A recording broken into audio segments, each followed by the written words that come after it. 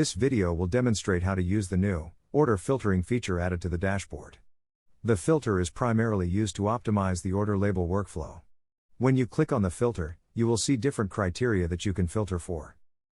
This can be used to find orders you want to create labels for in a quicker way.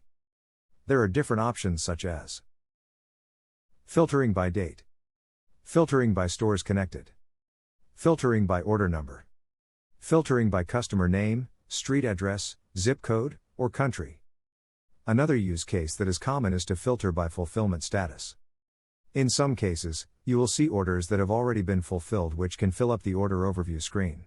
In this case, you can simply select Unfulfilled Orders and apply the filter to view only the orders that need to be processed.